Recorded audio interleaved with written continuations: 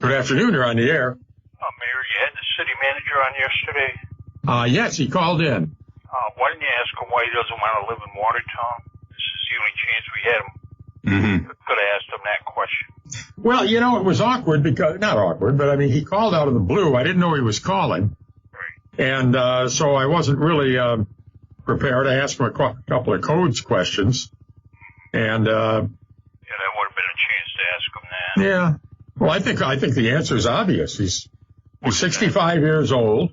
He's got a family. He's got a beautiful home in Chameau. Why wouldn't you want to live there? You don't want the guy making decisions on how you spend your money living in I do, but that's not the prevailing.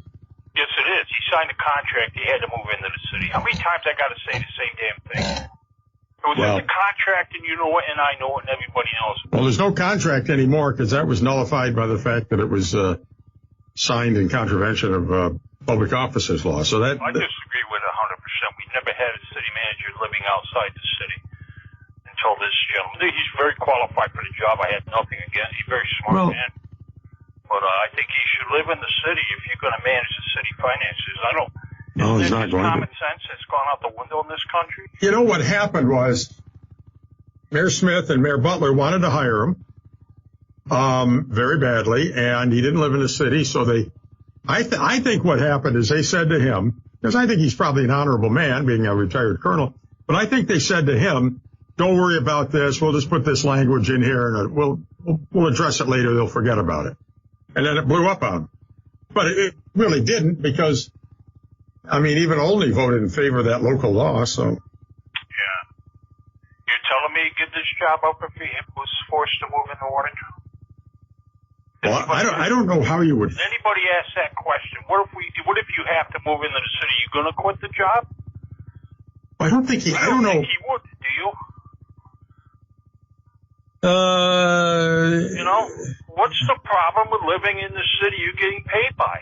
Why is that a problem? I know. I mean, we have gotten away. I remember for a time there, the city was run from Foxy's restaurant. So, yeah, it's. I go back to like the Jerry Hillers, the Carl Amelons, the Mr. Amelon had to live here. Mr. Forbes, but everybody was. Remember Chief Goss, the fire chief, and you know all of those people, the police chief, and others. They all lived in town. We got a good fire chief, but I don't think you should live in Lafargeville. To be honest with you. I don't either.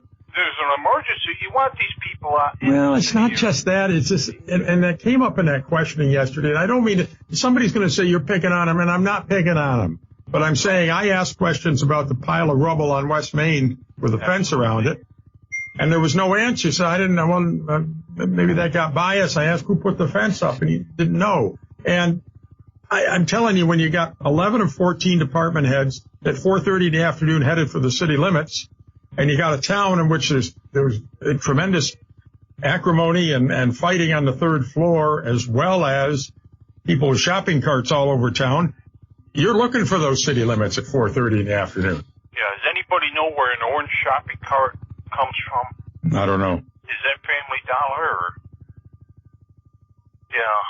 About Shannon there, Mayor, she's absolutely right. What I would do, put a couple policemen on the walk the beat on the square, put a satellite office like we used to have, and have 2 policemen walk the square during the day a few times. You know what I mean? That way we'll send a message to people putting mattresses there. You're not going to be able to do that. You're not going to be able to sleep on a public. You know, when something like that. You're not going to be able to wash your feet in the fountain area. Right.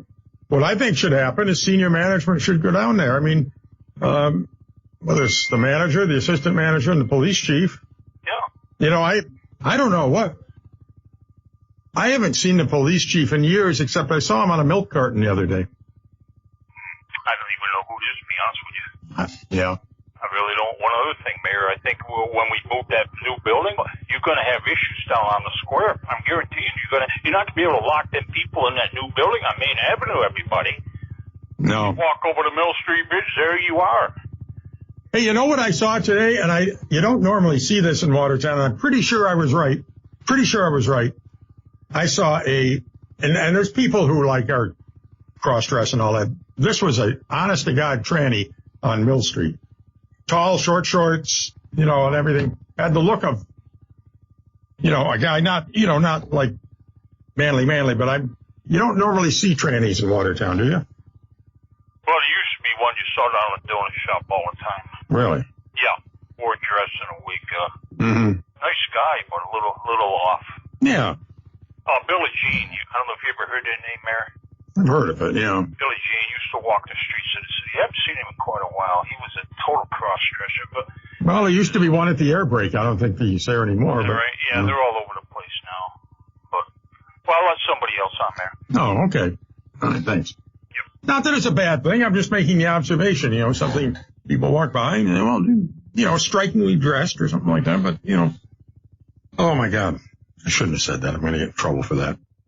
Now, the wokesters are going to come after me. They sure are.